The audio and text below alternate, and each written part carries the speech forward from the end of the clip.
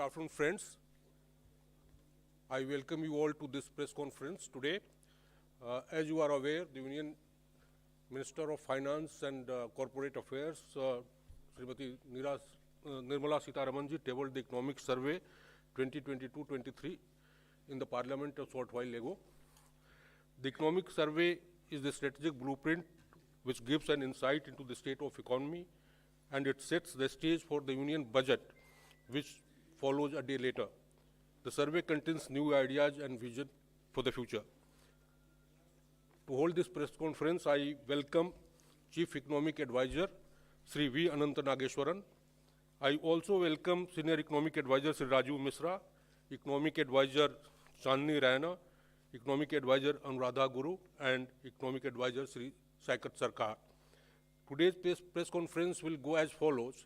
To begin with, the Chief Economic Advisor will make a presentation on the major details of economic survey. Thereafter, there will be question answer from you all. So, over to. Yeah, we can. Sure. Just have to show. Photo. We can move it.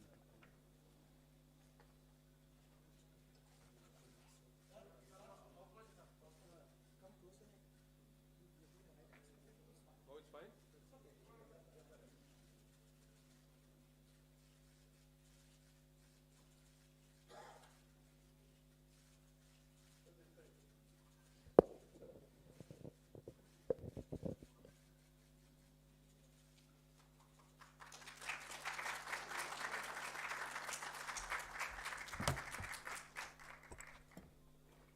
So, over to you, Mr. Nageswaran, please.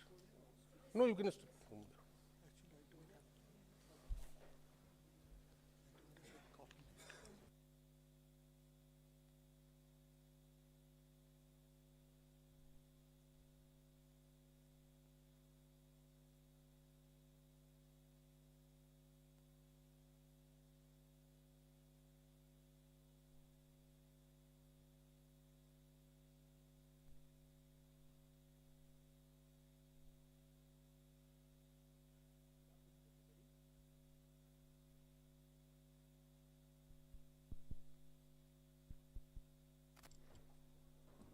Good afternoon, everybody. Can you hear me well?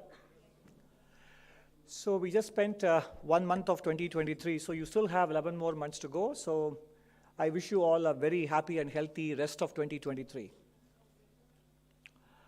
This morning, we had the International Monetary Fund release its World Economic Outlook update.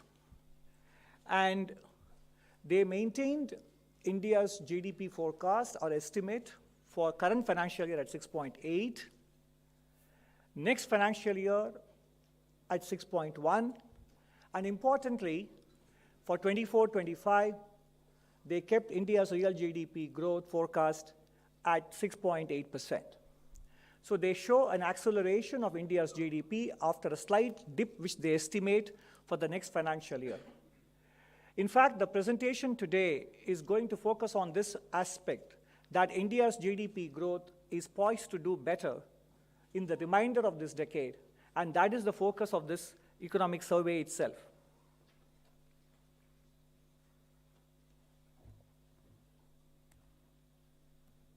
Okay.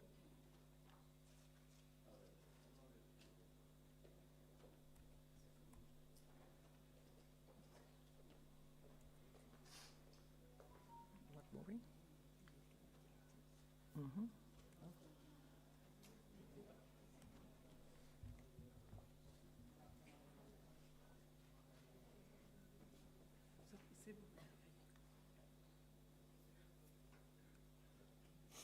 देखिए sir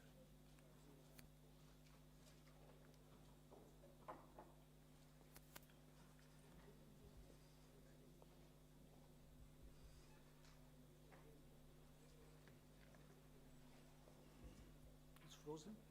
Okay.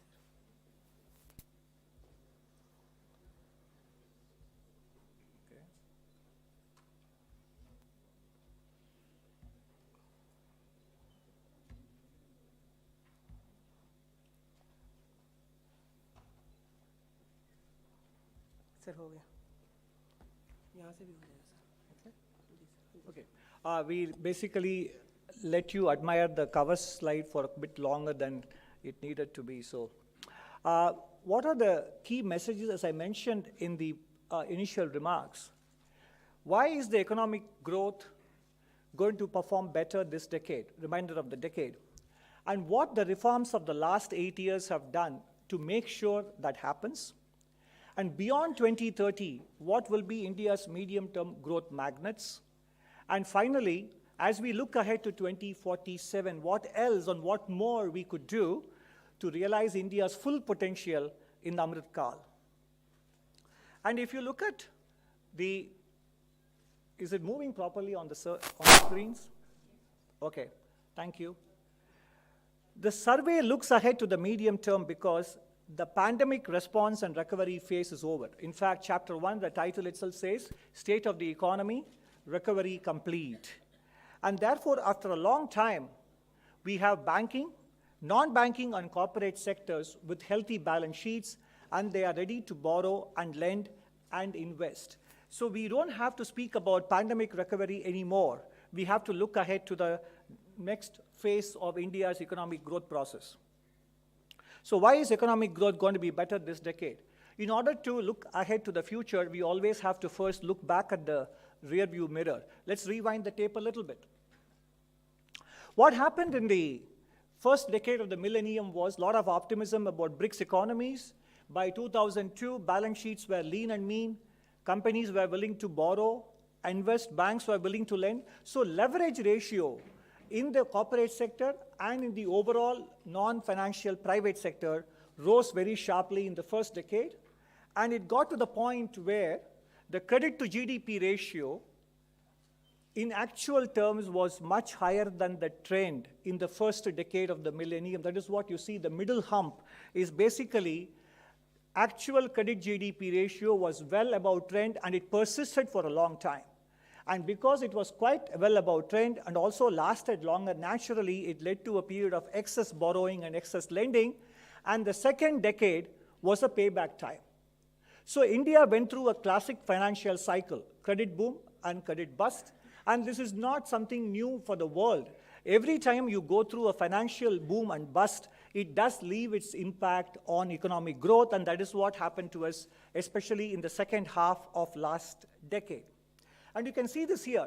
Look at this chart. From 1980 to 2000, the bank credit to GDP ratio was roughly around between 25 and 30%. And then it jumped from 25 to 55, 60%, and spent the second decade of this millennium hovering in that range. This is the digestion process. So there was massive expansion. Remember, this is a ratio. GDP went up, but the bank credit expanded even more than GDP growth, and naturally, such a big spike within a space of 10 years, what we could not achieve in the previous 20 years, naturally had to lead to some kind of a credit indigestion problem, which had to be adjusted in the second decade. And now, that process of indigestion that has been sorted out, and the balance sheets are repaired now, and banks' non-performing ratio, whether it is scheduled commercial banks in general or public sector banks, they are lower now. And you can see that also banks have done so partly through recapitalization, raising fresh equity, and also through higher provisioning. So bank balance sheets are repaired, and that is why you see that in the credit growth picking up. You look at credit growth across sectors, agriculture, industry, services and personal sector, housing loans and car loans, etc. The growth rate is now sustainably above double digits. And this is a sign that this is what we were missing towards the second half of last decade because of balance sheet issues. So to quickly summarize exactly what happened was 2005 to 12, credit boom that led to balance sheet stress later, phase of a higher non-performing assets due to past forbearance, and then by the time we could repair, just want to leave one statistic with you. The non-financial private sector leverage ratio, debt to GDP, went up by 40 percentage points in the first decade, from 2000 to 2010. And from 2010 to 2018, it came down by 30 percentage points. And by 2018, that was kind of done, it had bottomed out. But before we could start expecting corporates to borrow and banks to lend, came the collapse of IL&FS and some housing finance companies. And by the time we got a grip on that problem, came the pandemic. That lasted 2 years.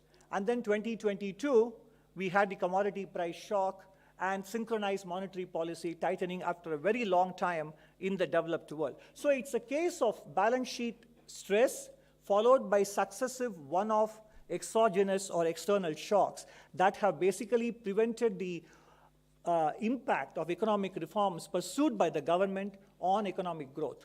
We would have seen the results already, but for these successive one-off shocks on the back of a fairly large credit boom that turned into a bust. The reforms of the last 8 years, which I just now mentioned to you, basically spans multiple dimensions. It is not purely about economic reforms for higher growth. It is also about inclusive growth, financial inclusion, banking cleanup, the creation of the digital public infrastructure, which I think I'm going to talk about a bit later as well, and contribution to healthy India, ease of living, and continuing on to the next slide, physical infrastructure creation, facilitating investments, transparent taxes and tax administration, ease of doing business, and farmers' welfare. So broadly speaking, about 10 areas we have covered here. These reforms were happening even as the banking cleanup was going on. And this episode between 2014 and 2022 has a lot of parallel to what happened between 98 and 2002 as well. Then, as now, the banking system was coming out of an NPA crisis, and there were sanctions on India after the nuclear device was tested in Pokhran in 98, and deleveraging was getting on in the banking and corporate sector. There were 2 successive droughts. The technology boom ended, internet boom ended in 1999-2000, and the US recession followed, 9/11 happened. But amidst all these shocks, interest rates were deregulated, privatization was pursued vigorously, and the first foundations of the insolvency and bankruptcy regime was laid with the asset recovery mechanisms. The FRBM Act was introduced, and today's digital infrastructure, which we talk about, the foundation for that was laid with telecom reforms in that era. But obviously, there is a lagged effect for these reforms to show through in the data because underlying conditions had to turn favorable. We talk of public digital infrastructure. Okay.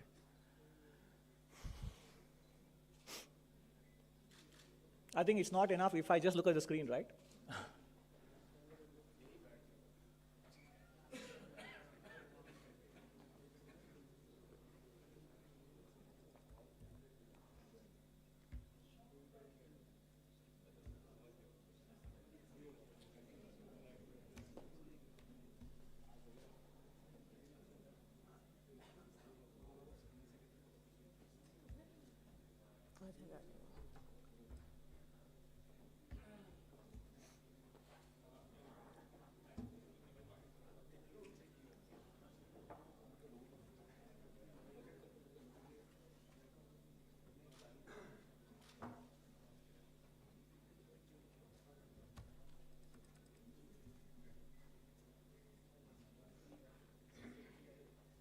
Yes. I'm reminded of what economist Joan Robinson said in the 1960s about India. Whatever you say about India, the opposite is equally true. That's what she said. And so anyway, the parallels to the 1998-2002 period, to this period is that even as a crisis was being addressed, economic reforms were pursued, and when underlying conditions turned favorable, the lagged effect of reforms showed through. That's exactly what is reflected, for example, in the IMF forecast, and that is what we expect in the medium term as well. The lagged effect of the reforms will show through because in the last several years, the full effect of the reforms could not be felt in the data because of successive one-off shocks. And that's why we talk about the medium-term growth magnets for the economy. The entire philosophy of economic management revolves around making it easier for people to pursue their economic activities in individual lives or for businesses, and ultimately leading to efficient resource allocation and, more importantly, enhancing the potential of the economy to grow at a higher rate. And that includes, obviously, it is an indicative list and not a complete list, agricultural growth, a trust-based governance model, public goods for inclusive growth, both infrastructure, digital and physical, and many other things which will come under that, involving the private sector, and more importantly, managing the energy transition, reducing our dependence, and also addressing climate change issues as well.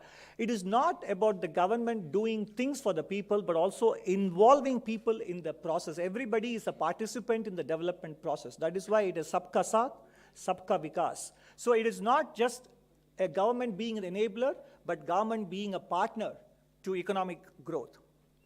First, we deal with one of the pillars, agricultural growth.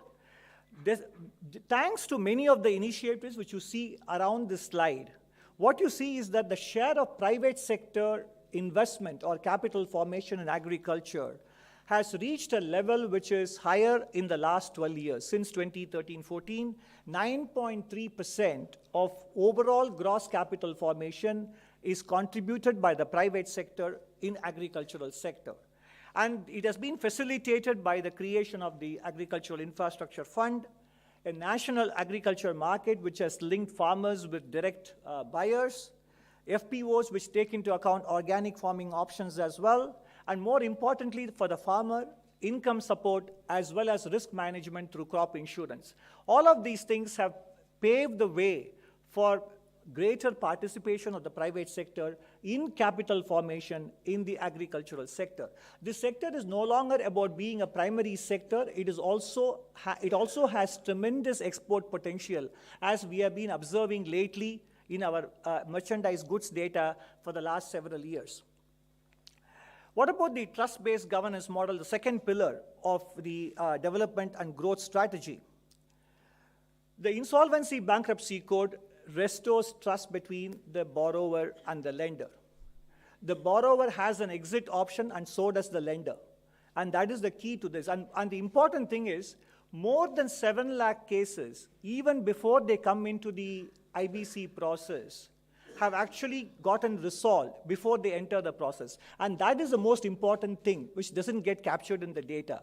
The usefulness of IBC is in ensuring borrower payment culture even before they enter into a resolution process. Ease of doing business, one illustrative example is the Real Estate Development Regulation Act, which has ensured trust between developers and buyers, making them more transparent and check-based transactions rather than relying on black money. Effective governance is about making sure that the public don't feel threatened by legislations and rules and regulations, and every time they commit a mistake innocuously, it need not be deemed a criminal offense. So decriminalization of many provisions of Companies Act and several other economic offenses restores trust between the governing and the governed as well. And in terms of the trust with respect to public accounts and public money, there are many dimensions. It is not just about the quality of expenditure that has gone up in recent years. Of course, capital expenditure in government budget has gone up from 12% to 19% in the last 5 years, and revenue expenditure share has gone down. However, it is not just about the quality of expenditure improvement. The way the government has become more transparent with respect to the budget deficit numbers, the prudential assumptions being made for budget deficit calculations, etc., expenditure management, making sure that public procurement is transparent and enables everyone to compete and have a fair shot at becoming a supplier to the government. All these things are part of fiscal and public expenditure management. Now, moving on to the more macro dimension of it, if you look at the last 16 years, there is much talk about today of India's high deficit debt to GDP ratio. You can see that among the countries that saw very little increase in the public debt to GDP ratio, India is one of them. India, Germany, and Indonesia in the last 16 years.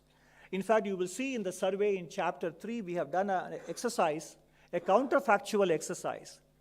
In 2019-20, 2021 and 21-22, instead of the actual nominal GDP growth rates which we experienced, if only the economy had continued to grow at a rate of 10% nominal terms, the fiscal deficit and debt ratios would be a lot lower than where they are today. The point is, because of India's growth dynamics and the cost of capital being lower than the nominal GDP growth, there is enough scope for the fiscal parameters to improve in the coming years once we achieve sustained and steady growth as we expect. And that you will see in chapter 3 on the fiscal side. Creating public goods for inclusive growth, that is the third pillar. And it is not only about physical infrastructure, although it is an important part of it, in terms of the amount of kilometers of highways completed, electricity installed capacity. This is RBI showing that in 2011, if you put them as an index value of 100, where they stand today in 2020, excepting the case of railway track, which because much of it was laid already, and therefore even a 14% improvement in 9 years in terms of 8,000 kilometers added is a very big number. But in every other case, national highways or cargo handling capacity, the growth rate is 80% or doubled in the last 10 years or so. And on the softer policy side, apart from physical milestones, you have public-private partnerships, the national infrastructure pipeline, the national monetization pipeline, which will improve economic efficiency, as I mentioned earlier, and the PM Gati Shakti, which is still in its early years. The underlying purpose of it is to make sure that public investment projects get completed without cost and time overruns, and there is synergy between various departments such a way that sequencing happens naturally and logically, and therefore delays are minimized. So PM Gati Shakti is about reducing information asymmetries and making sure that government projects are executed on time and within cost estimates. The national logistics policy is an important cog in the wheel. Our export competitiveness is hampered by the fact that logistics costs constitute 14 to 15%. The goal is to halve it and bring it down to international levels, and this national logistics policy will play a very important part in that. The public digital infrastructure, about which now there is a lot of justified optimism on India, not only in the country but outside as well. The initial phase of reforms started with the identity and then the Jan Dhan Yojana, financial inclusion, Aadhaar and mobile. And then it moved on to unified payment interface, which allows even payment as small as 2 rupees through a barcode, common service centers for IT-enabled services, PM Disha, digital DigiLocker, BharatNet, and services at a click. Now, they have set the stage for new age reforms, which is now going to make sure that hitherto neglected segments of society, low-income households and micro businesses, get a fair shot at accessing national and international markets and getting funded by financial institutions. These digital developments allow all of them to leave their digital footprint, which creates a credit history for them so that they are able to access finance as well as access markets. And that is the potential of digital infrastructure. Even though it's almost 5-6 years old since the beginning, formal study of how much digital infrastructure contributes to growth is yet to be undertaken.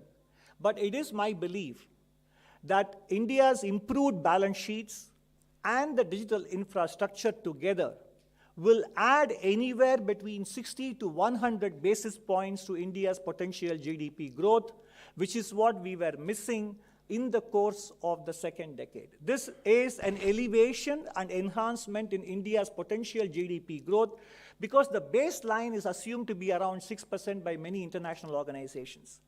But what is important is we have a financial cycle that was disrupted in the second decade. That is coming back.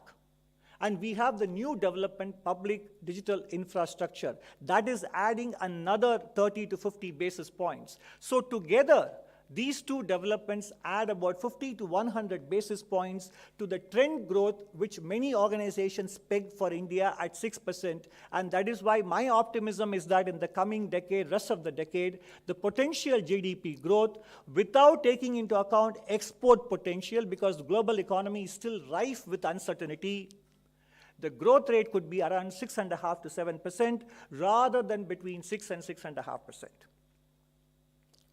Ultimately, economic growth is only a means to an end. And what is that end? The end is prosperous and dignified living for citizens. And therefore, basically, the chapter on the social sector, in a departure from the previous economic surveys, we have actually brought it to the front of the economic survey. After the initial state of the economy, medium-term outlook, fiscal and monetary affairs, inflation, the sixth chapter in the survey is on social sector, and perhaps it is the longest and the biggest chapter in the entire economic survey this year. And there is a reason for it, both in terms of its placement and its size, because the interventions made by the government have been substantial, and it is to make sure that no one is left behind. This is about inclusive growth. And as you can see here, and the survey, not only the full document, but the highlights also capture the elements of this with outcomes as well, ranging from electricity, healthcare, food security, affordable housing, drinking water and sanitation, all the way to cooking fuel, all-weather roads and skill development. Outlays have become outcomes, and they are covered in detail in the social chapter. More specifically, in terms of outcomes, you can see here, general government spending, both union and state governments put together. Education spending has gone up from 5.3 lakh crores to 7.6 lakh crores, and health almost more than doubled in the last 3 years. And other than health and education, we have gone up from 4.86 lakh crores to 8.3 lakh crores approximately. The outcomes are seen on the right side. Primary school dropout rate has come down from around 4.7% down to 1.5. The pupil-to-teacher ratio has improved from 34 to 26, and there are going to be 14,500 PM Shri schools to be established in the next 4 or 5 years. And while we are seeing the pupil-to-teacher ratio improvement happens, it is a matter of time before they also show up with respect to the cognitive and non-cognitive skill proficiencies of our students in the primary and middle school. Health and education are two important pillars of any family's life. So the gamut of health initiatives, starting from the National Health Policy on your bottom left, continuing all the way in 2022 up to Pradhan Mantri TB Mukt Bharat Abhiyan to end TB by 2025, National Mental Health Program. Of course, it will be a travesty if I leave out the successful COVID vaccination program.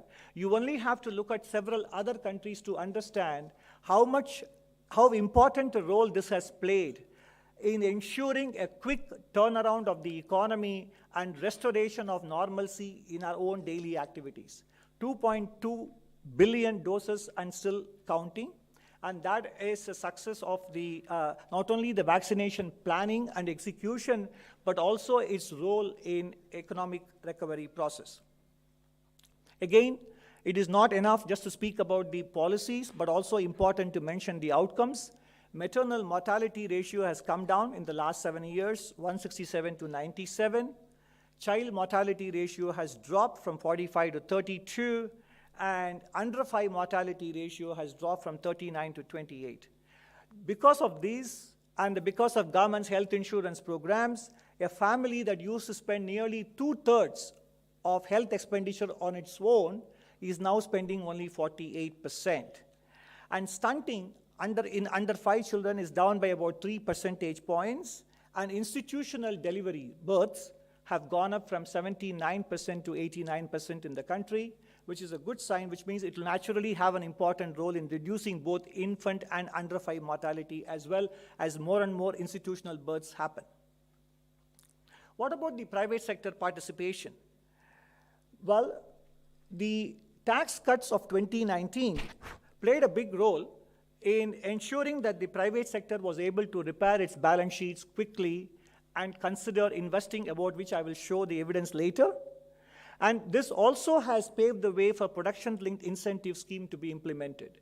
This scheme is a very important strategic decision. If you look at the history of East Asia, there was active industrial policy that played a big role in them joining the first world within a space of a single generation. An industrial policy that does not so much as reward winners but punish the laggards is what East Asia did. And today, India sees an opening in the global supply chain. Countries are willing to diversify, not only because of pandemic, but also because of political reasons. Just-in-time inventory management has given way to just-in-case inventory management, and it is about friend-shoring, etc., and therefore India sees an opportunity. There was a talk of India having prematurely deindustrialized. I would say that India simply had not industrialized enough. There was never a premature deindustrialization. Infrastructure was missing, and manufacturing at scale was missing. These two missing gaps have been now plugged with the creation of physical and digital infrastructure and the PLI policy, which basically ensures that India is able to create global scale in local manufacturing for export markets. And the important thing to remember is PLI is a portfolio approach, and there is no payment in anticipation of performance. Payment of incentives happens after the units perform and deliver excess production over and above their benchmark. If they don't produce, they don't get the incentive.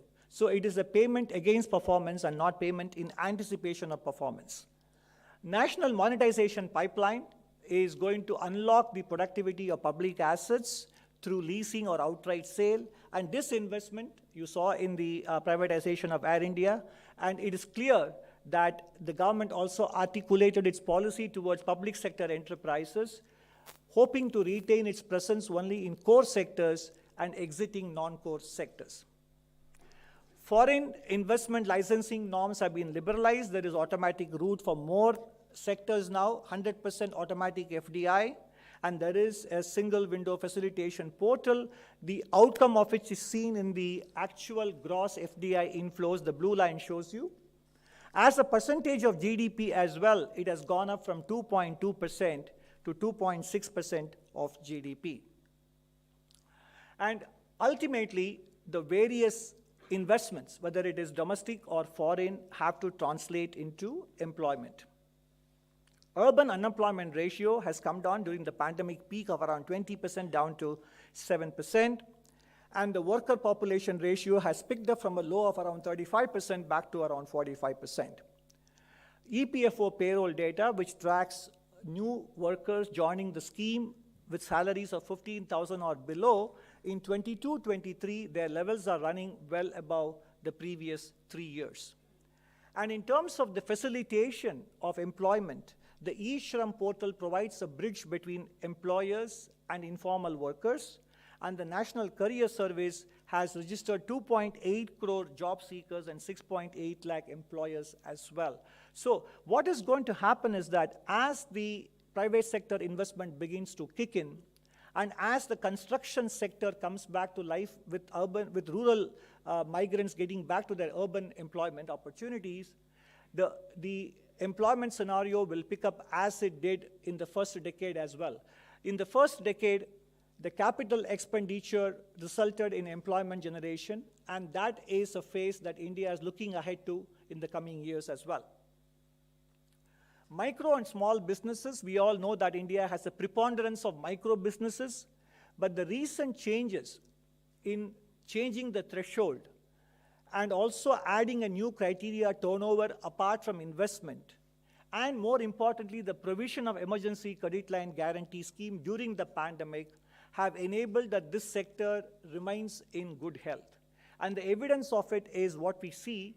GST paid by micro, small, and medium enterprises didn't really flag or slacken in the pandemic year. They kept up. If anything, they registered gradual increases from 18-19 all the way to 21-22 as well. Energy transition. This is both a matter of security, energy security, as well as ensuring that India deals with climate change. India is well ahead of its target for renewable energy mix in the overall energy mix balance. And we have 8 missions now addressing climate concerns. We updated our nationally defined contributions in COP27, and there is a national green hydrogen mission launched, and the sovereign green bond, the first tranche of $1 billion was just auctioned. We got a better yield. They were able to sell the green bond at a 6 basis point lower than the conventional sovereign borrowing cost, and there will be one more coming in the current financial year. All these issues are covered, apart from the global dynamics of climate change, etc., in the chapter on climate and environment. Of course, for most of you, while the medium-term picture is important, for some of you, obviously, what is interesting and what is exciting from the point of view of near-term attention is what is the growth rate that the survey projects for the next financial year. So we are now, after having discussed the medium-term prospects, which are now looking good because cleaned up balance sheets and reforms are going to have a lagged payback. Where we are today is that the numbers which we have up to the end of second quarter in September, July to September, the momentum is continuing in the economy. If you look at the industrial production, consumer durables, infrastructure and construction goods and manufacturing, they are running at a rate better than they were in the previous 2 years. And the middle portion is very important. 10 out of 10 sectors in the private listed company space, all these sectors, investments undertaken by companies in the first half of 22-23 is higher than what it was in the first half of FY 21-22. On the right side, what you see is a proxy for contact-based services, leisure, tourism, hospitality, domestic and foreign travel. All of them we are trying to proxy with this one number, showing that by and large, air passenger and cargo traffic are now running at more than 90% of the pre-pandemic levels. And as I mentioned earlier, credit growth is picking up across different sectors, MSMEs, large industry, services, and non-food credit. All of them are growing at more than double-digit rates. And even NBFCs, as you can see on the right side, their credit disbursal is also rising. And in general, credit to MSMEs is now, on an average, has grown at around 30% since January 2022.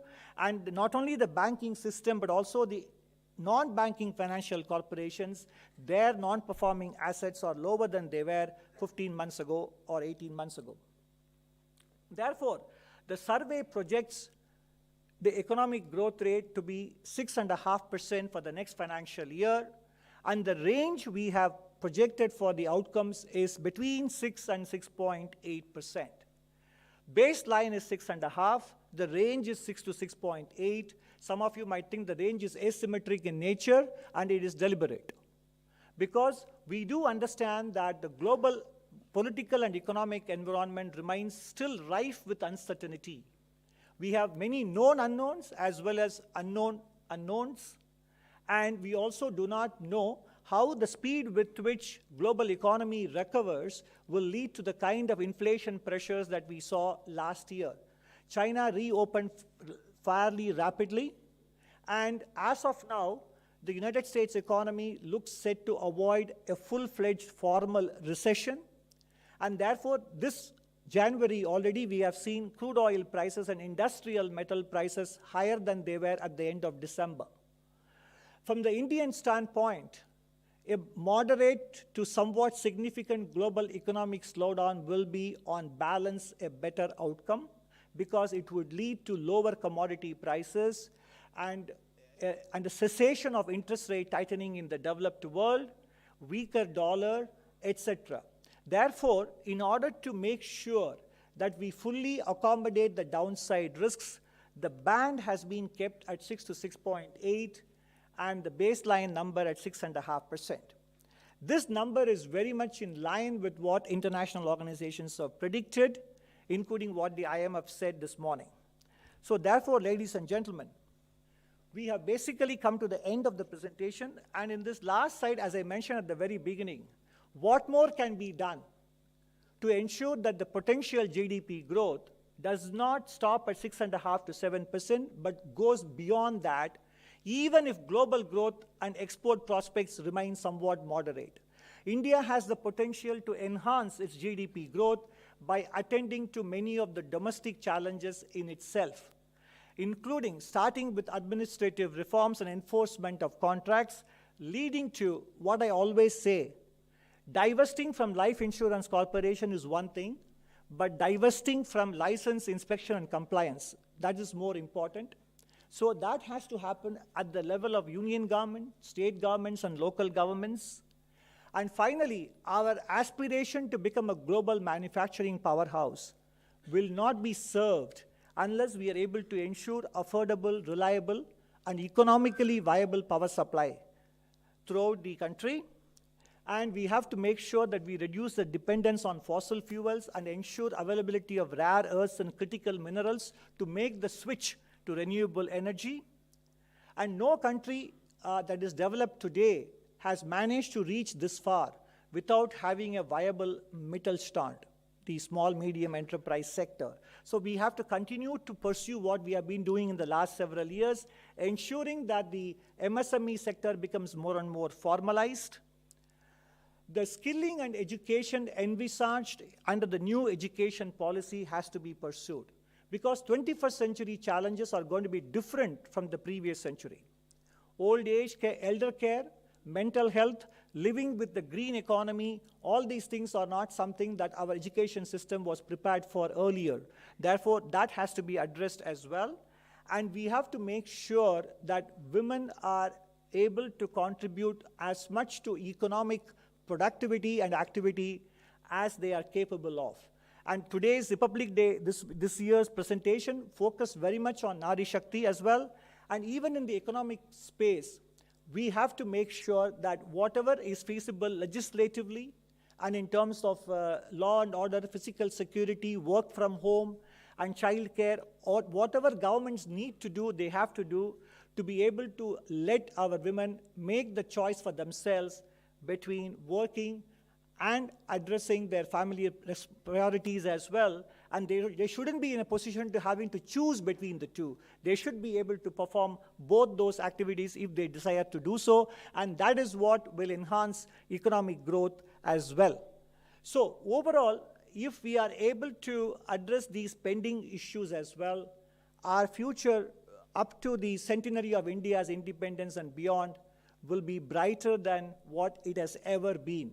So this year's economic survey comes to you in 3 volumes: the main document, the statistical appendix, and more importantly, an economic survey highlights giving some of the statistical information. And many of the charts and the tables which are there will be uploaded as Excel files as well for you to download and look at the data yourself and make use of them. So I hope this presentation has given you a glimpse of what the survey contains and has whetted your appetite to dive deeper into the parent documents. Thank you for your patient listening. Thank you.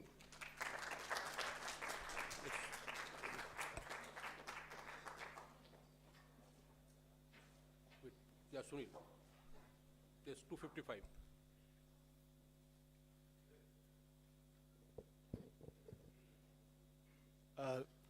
First of all, many congratulations on the presentation.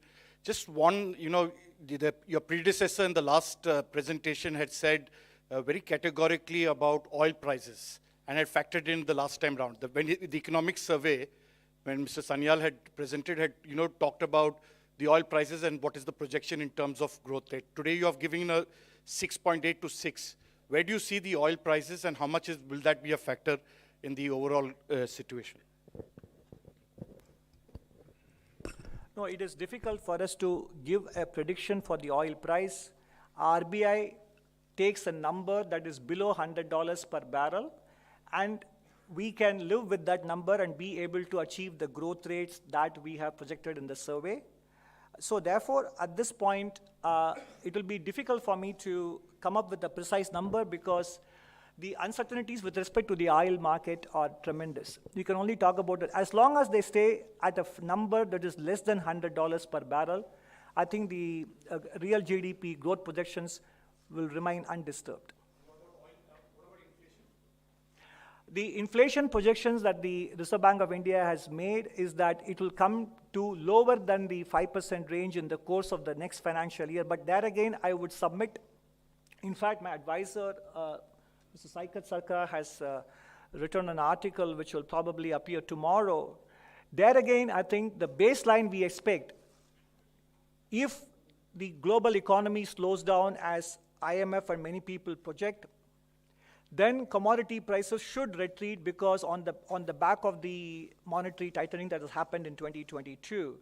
In that case, in fact, if you notice, many of the analysts in the Indian financial community are expecting a much lower wholesale price index inflation, etc., in the course of next financial year. So the baseline assumption is that inflation should not be as big a problem as it was in 2022, but we would concede that the uncertainty still remains high. Do you want to add anything, Saikat? Please. Actually, we have seen the consumer price index, combined, come down, for the last 3-4 months consistently. And it is below the, RBI tolerance limit of 6%. And we hope that it will come down further because some of the commodities, the prices of some of the commodities are coming down, right? Another thing is the wholesale price index. It has come down below 5%. That is it has come down to 4.95% in December.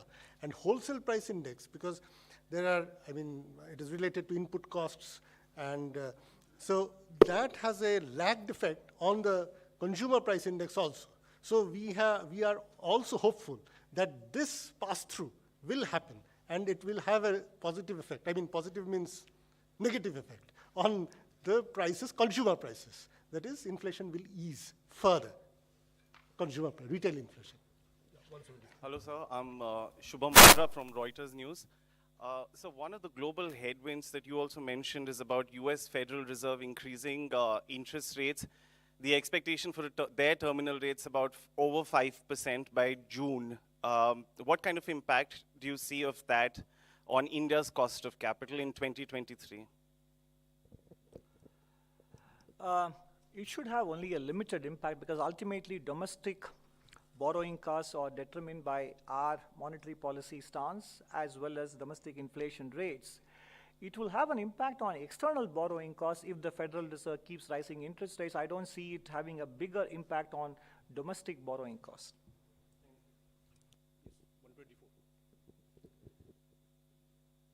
Good afternoon, sir. Sapna here from CNBC TV 18. A very rich survey in terms of observations and forecasts. So quickly coming to your outlook for FY24, so you've given a range. You have also mentioned the real number at 6.5 and nominal GDP by 11%.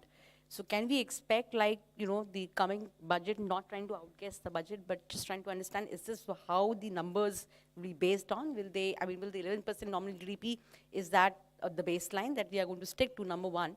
Second, sir, any observations, any assessment on the fiscal roadmap, given the way expenditure has been, and we have had a lot of challenges so far in the last 3 years?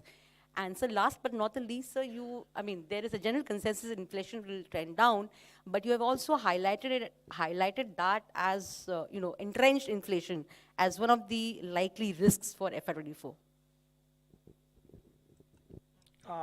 There are 3 questions here. The second question on the fiscal roadmap, you have another 17 or 18 odd hours to wait. You will get your answers. So I'm not going to front run the budget. And as far as inflation is concerned, I think we did answer in response to an earlier question that by and large, we expect inflation to be well behaved for 23-24, but there are upside risks. I didn't quite understand your question on the GDP part.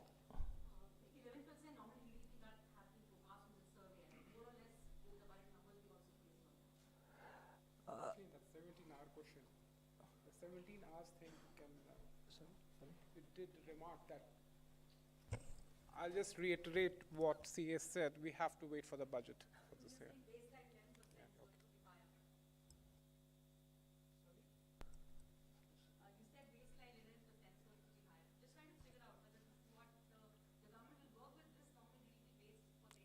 As I said, it will all become clear in 18 hours or so, I think.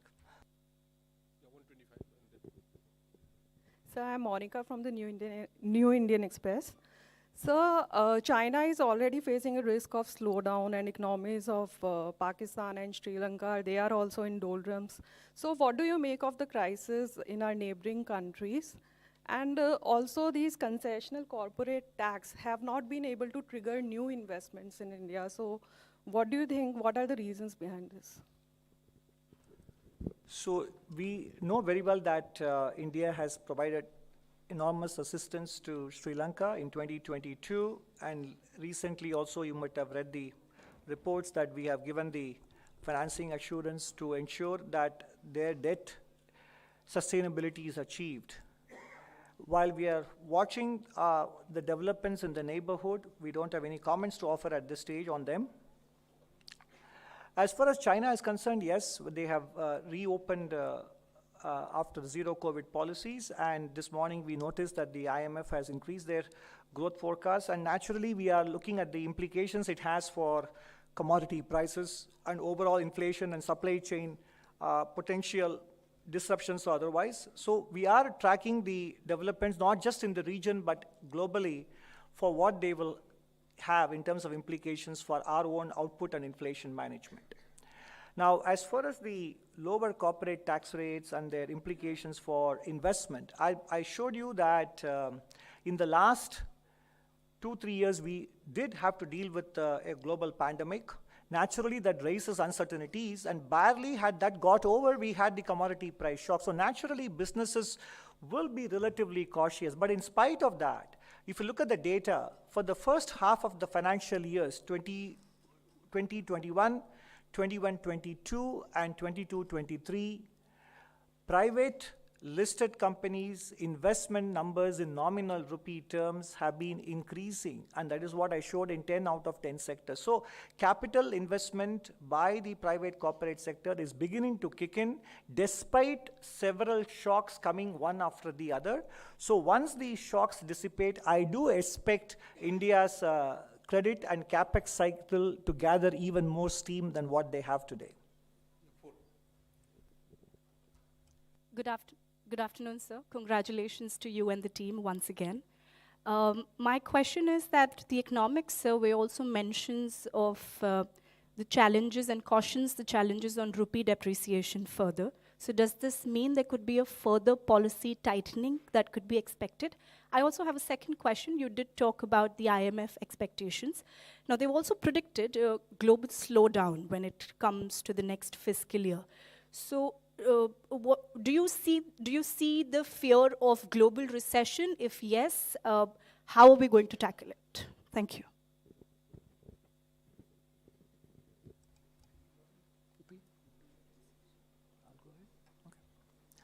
No, actually, we do not make forecasts for the rupee, nor do we comment on what RBI should be doing or ought to be doing, so I can't answer your first question.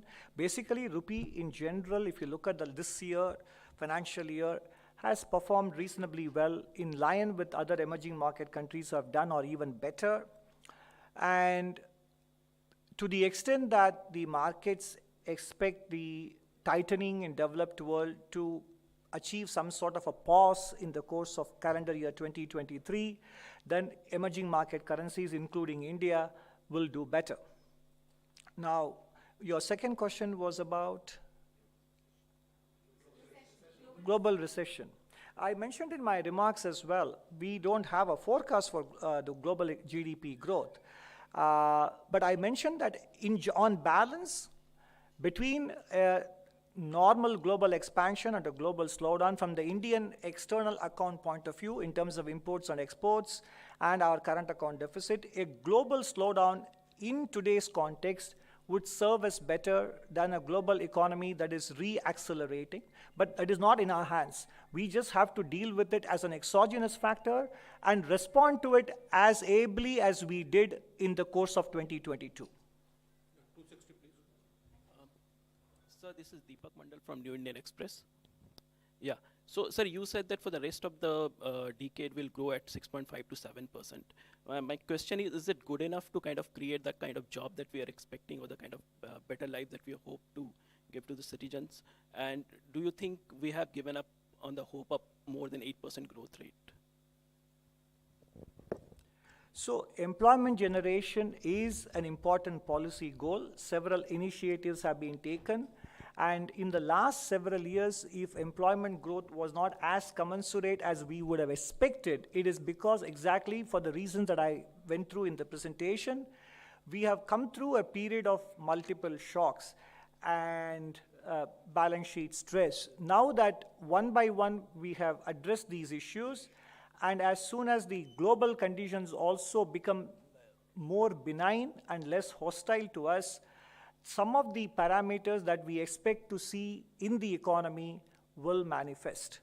Now, have we given up hope of 8% growth? No, I did specifically mention in my, towards the end, that even without export growth kicking in, we can strive for and be able to achieve 8% growth if on top of what already has been done, several other additional dimensions are addressed as well.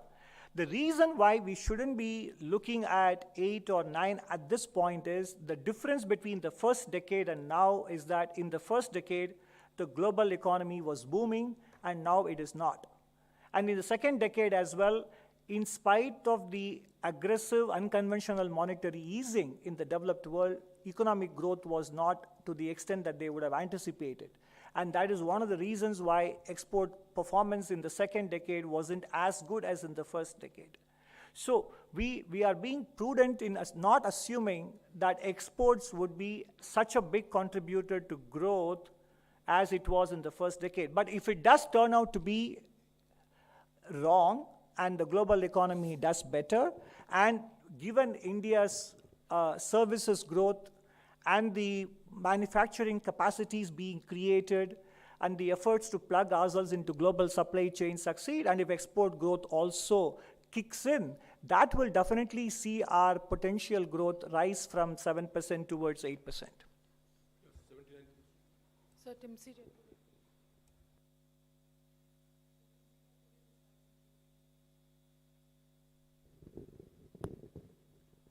I have two questions. Firstly, you've mentioned in the survey that it's basically a caution that widening current account deficit is something that the government needs to look at very carefully. Do you have any suggestions as to how government can ensure that the current account deficit does not widen anymore? As you said, exports could not be picking up so soon. And secondly, you said domestic demand is also pushing up growth. Given that, how do you think government can provide more money in the hands of the people so that the domestic demand that you are looking at keeps on continuing?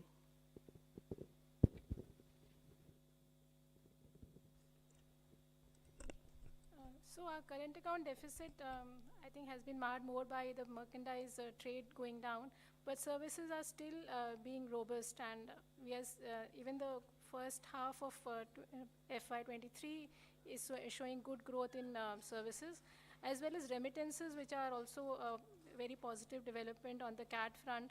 So these two things going forward, we are expecting that CAD would be in a reasonable range, and even RBI governor has recently mentioned in at a forum where he's talked about manageable current account deficit going forward. So,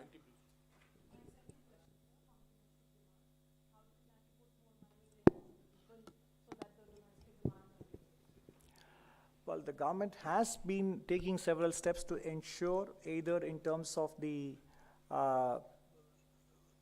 direct benefit transfers and supporting the low and marginal income families with food subsidy and there is a rural employment guarantee program as well. So bulk of the support to domestic demand will come from the fact that economic growth will be accelerating, and the public investment spending by the government also creates downstream demand and employment activities.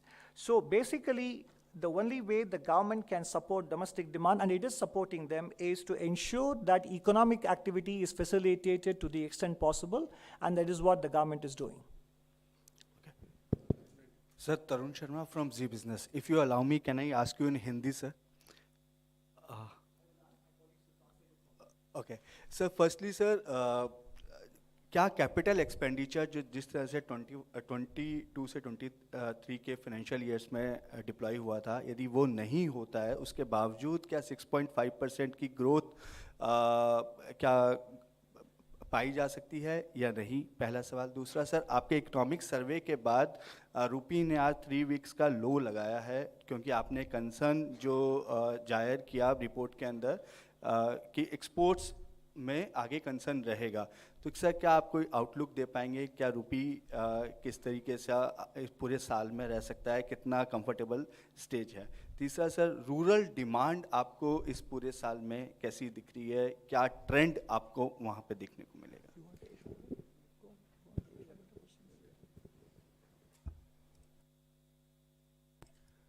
I'll start with the second question first, where you are suggesting that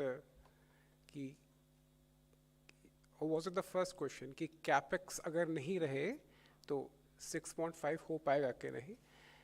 देखिए, capex एक certain level of equilibrium में पहुंच गया है, and government is at liberty to decide कि उस level पे क्या करना है, which will come out in tomorrow's budget. But independent of that, we are looking at the rebound in private consumption. और इंडिया इतना बड़ा इकोनॉमी है, स्केल इतना है कि ये रिबाउंड हमारा सस्टेन करने का काफ़ी चांसेस है even in the next year. At the same time जो अभी पब्लिक कैपेक्स इंक्रीज किए हैं and the private sector capex is coming in, इससे भी इम्पैक्ट होगा ग्रोथ पे। So I would say that even without making an assumption about what public capex is, 6.5% is the most likely growth rate we are expected to achieve in the next year.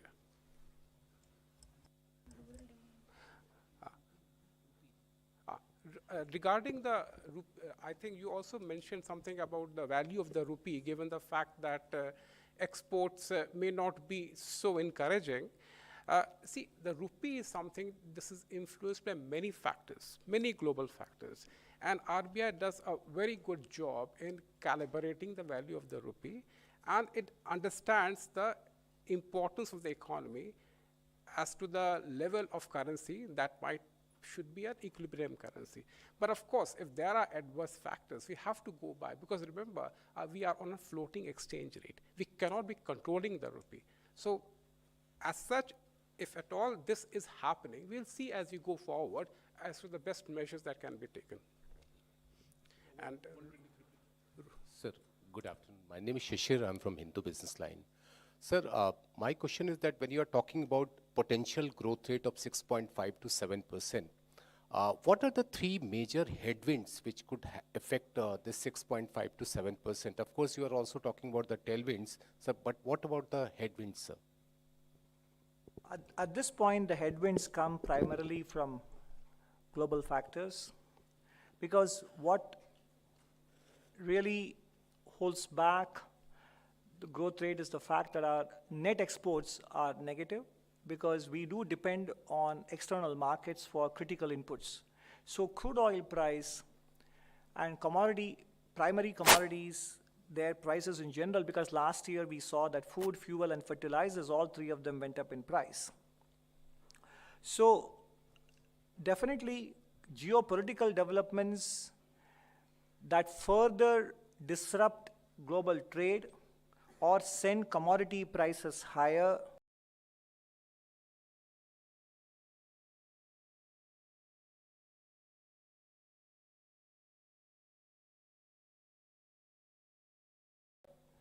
those would be primary headwinds to our economic growth projections. So Meghna Mittal from ET Now. I wanted to ask you that do you think will India need to aim at higher deliverables under revenue and expenditure heads going ahead if they want to mitigate the impact of external headwinds? Will India need to do what? Increase the aim at higher deliverables under revenue and expenditure heads because the Higher deliverables. yeah. Not sure I understand your question. Higher revenue and expenditure going ahead in the next financial year. Because external headwinds will definitely impact the growth and we So want are you to basically mitigate. trying to say that should fiscal policy support growth? Yeah, if external- increased expenditure and also increased revenue we should aim at. Well, I mean, fiscal policy has supported growth by ramping up public investments in the last several years. And you will see tomorrow whether what the government has decided with respect to that. And more importantly, at this stage, as we said, if you look at the data, private consumption in the first half of the current financial year, if you look at the macro data, is actually at a very healthy level and it is picking up as well. And I showed in my slides that private corporate investments is picking up. So I think the time has arrived, barring again global shocks, for the private sector to take over the baton of running with economic growth.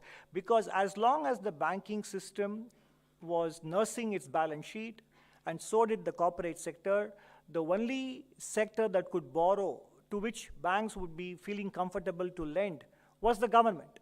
And that is the reason why government took it upon itself to do the public investments.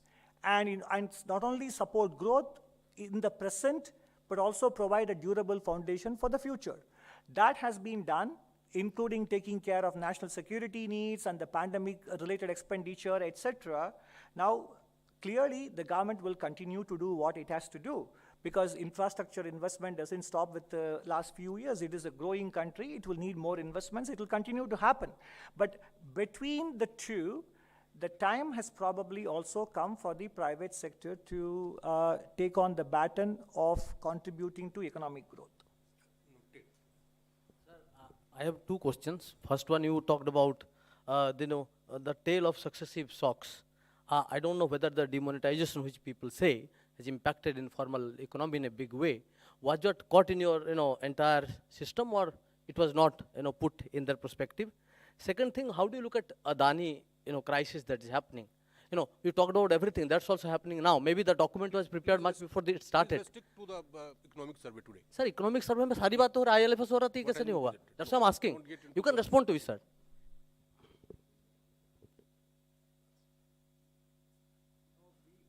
We don't comment on single companies in this economic survey, or for that matter, we don't follow corporate stories. And as far as we know, as I showed in my slides, the corporate sector as a whole has deleveraged and balance sheets are healthy. So what happens to one particular corporate group, etc., is a matter between the markets and the corporate group.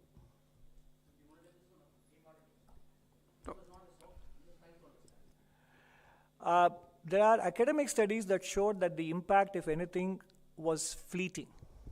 And it had a positive contribution in terms of hastening the transition to the digital economy and in terms of discouraging black money creation. So to the large extent that India today has embraced digitalization, the origins of that could be traced to demonetization. 86, please. Hi, sir, this side. My name is Prakash Pedashi. I work for ET Now Swadesh. As you mentioned in your presentation that reduction in corporate taxes has, have helped government to, increase private investment. So in line with that, are you your opinion that the government should reduce personal income tax as well for the consumer to increase their income as well to increase demand?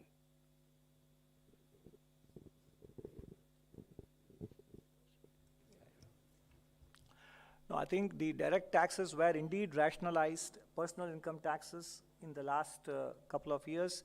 People now have the option to file their income tax return under the old system as well as the new system, which have lower rates and fewer exemptions. But in general, direct tax reforms are an ongoing exercise. But ultimately, I think the government also, in the course of the pandemic, has created enough safety nets and umbrellas for the poorer and lower income households. If you look at the data from the listed companies, formal sector job creation has been quite healthy as well. So what the government is doing in terms of helping the households is by ensuring that economic growth continues even during these difficult times. And that is the most important contribution that a government can make to ensuring that people's disposable incomes keep rising through creation of economic opportunities. 105, please. Dr. Nageswaran, good afternoon, sir. Arup from Business Standard. Firstly, congratulations to you and your team for a very comprehensive survey. Sir, in your chapter on fiscal developments, you have written about how conservative tax revenue estimates have provided a buffer for the government in uncertain times.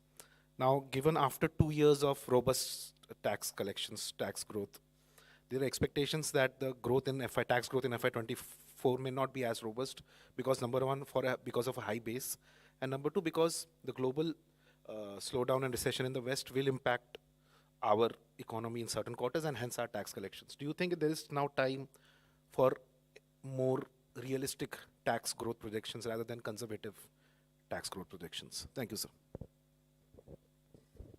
Why don't you wait until tomorrow and judge for yourself? 174, please. Hi, sir. This is Shivangi from Reuters. I want to touch upon a comment that's in the survey on inflation, which says that inflation currently is not high enough to deter consumption, nor too low to deter investment. So in that said, would you say that there is any sense of urgency in inflation, in ensuring that inflation returns to 4%, which is the medium-term target? You see, in that particular sentence, we are indicating that we are not very far above the outer bound. And we are steadily entering, and going forward, our average inflation will be less than 6%, which is the most desirable thing. As of now, consumption is so good. In fact, in the since 2015, the private consumption to GDP ratio has been the highest in H1, which means that inflation as such is not such a big deterrent as it being made out to be for restraining private consumption. Investors at this moment would be looking forward to their real rate of interest, which is manageable. But even going forward, when inflation declines, they have several other factors like crowding in being done by the public capex, which will be an inducement for them to invest further. 49, please. Sir, this is the way. I think it's working.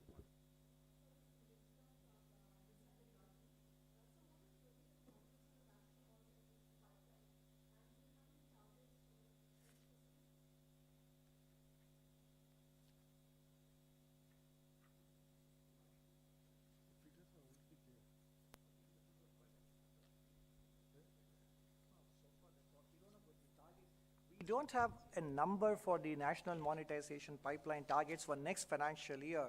But in general, I think so far from what I gather, and by the time we answer the next set of questions, if I will be able to locate the information that we have on national monetization, yes, I have. So against the monetization target of 0.88 lakh crores in FY22, 0.97 lakh crores was achieved. So FY23, I don't have the numbers with me, nor do I know of a specific target for FY24. 68.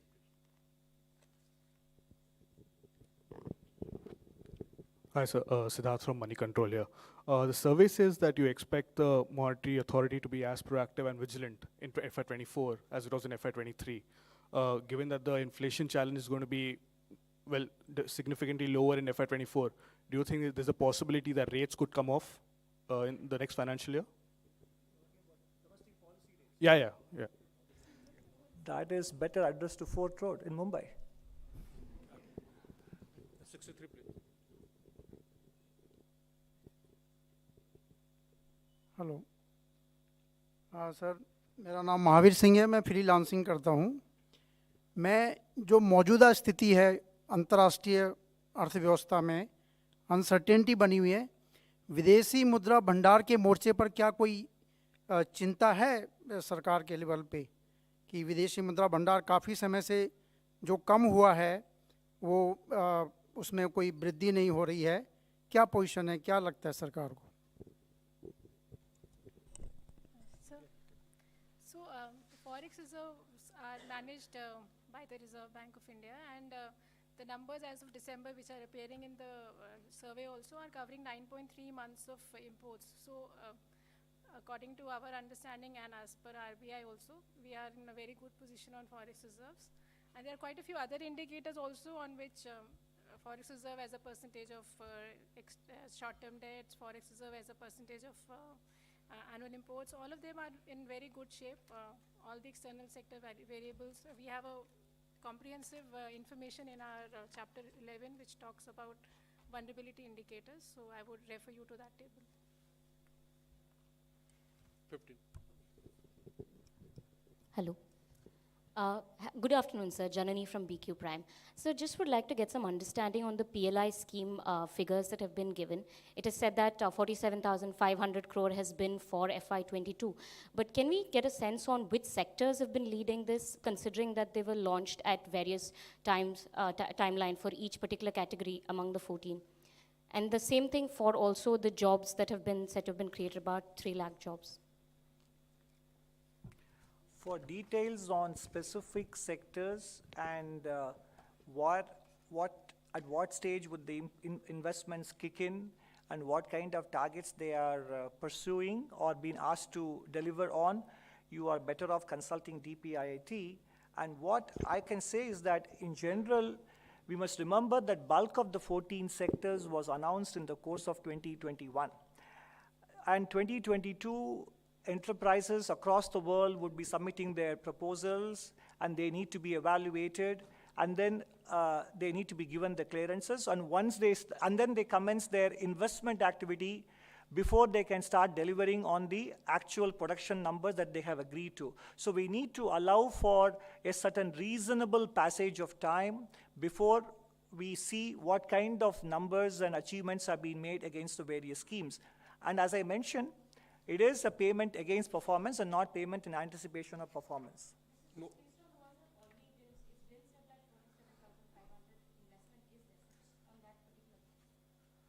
So in the highlights, we have provided some information based on what is available from DPIIT and how the targets that they had set for financial year 22-23 are well on track to be met. And it is there in the highlights. 265. The survey has said that the agricultural sector has done well, but it needs some reorientation in terms of the challenges like climate change and high input cost. So, sir, what kind of reorientation you would be liking to suggest? Any comment on that?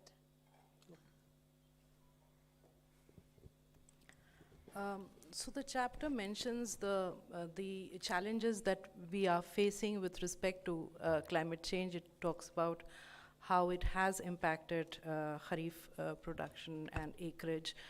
And perhaps what we are alluding to, in fact, in the chapter we are alluding to the need to now address that aspect on how do we innovate, what kind of research is required to move to crops that have shorter, growth, shorter growth periods, so that we can take care of the challenges that we face with climate change. Also, crops that are more suited in the context of changing weather conditions is what is being alluded to when we are saying that we need to now look at this, because this is the emerging challenge. And in 22, we saw that happen as well. 47. Hi, sir. Kriti from Informist Media. So, 2 questions. Since you said that you do not expect Fed rate hike cycle to affect domestic borrowing or the market rates in the domestic market, does that imply that the center is going to depend more on market borrowing going forward?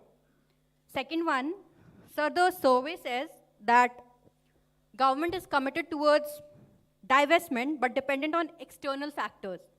Since divestment department this year again failed to meet the target, what external factors would you deem comfortable enough for divestment target to be fulfilled? So whether the government will be depending on market borrowings, etc., again, as I said, the answer will be known to you tomorrow. So we won't comment on it. Now, divestment is a function of multiple factors: investor interest, market conditions, etc. And market conditions in turn in India are also influenced as much by domestic factors as they are by global market sentiment and global market trends as well. So those are all the external factors that we must take into consideration in determining the timing of the divestment calendar. Yeah, 18. Sir, you have stated, I am Ujjwal Narayan from Newsrise. You have stated that growth will accelerate in the physical consolidations. Though there is one-to-one relation between both, and how do you explain this in the current scenario? Sure, I understand your question well. As you have there is a statement that with the growth, the physical consolidation will happen. So how do you, there is a one-to-one relation between the both, and how do you see this in the present context of Indian economy? No, it's an empirical fact globally established that economic growth generates the kind of revenues and economic activity that in turn allows fiscal situation to become more stable across the world. And we experienced that ourselves in many a time in the past, including in this new millennium, and even in developed countries like the United States and Canada, etc. And in India's case as well, it is always true that economic growth plays a very important role in fiscal consolidation. And what we are shown there is that if we achieve a steady, even a reasonable nominal GDP growth of around 10%, if not more, it would naturally result in fiscal parameters improving, given the fact that the cost of capital is lower than the nominal GDP growth.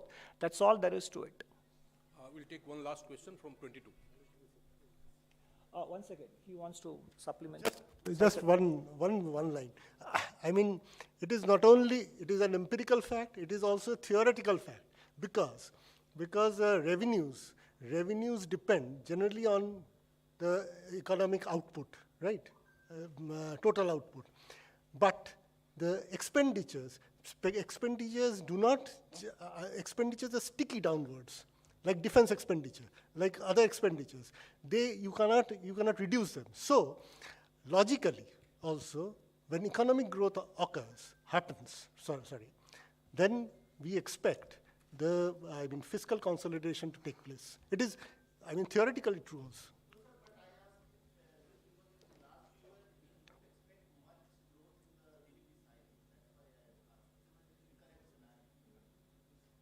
Pardon?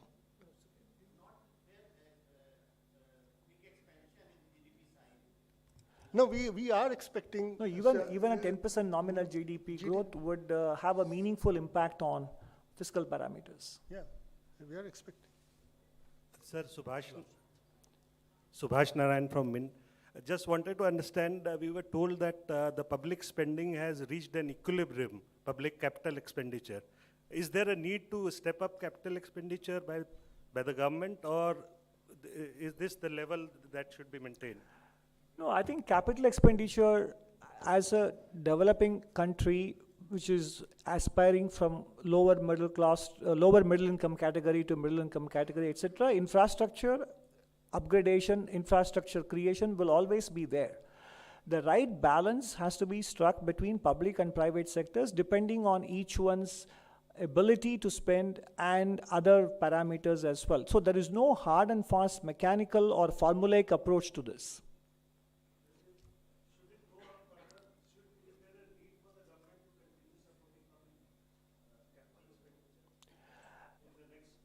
The answer would vary depending on the context of the economic cycle.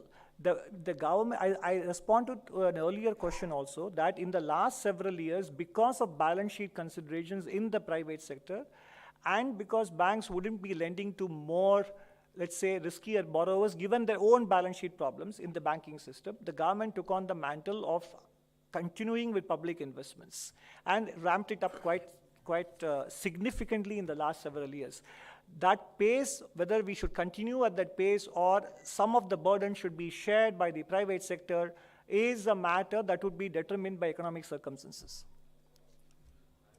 So as we come close to this press conference, I thank you, Senior Economic Advisor Dr. V. Anantha Nageswaran and his team, and I also thank all the friends from media who have come to attend this press conference. Thank you and good day.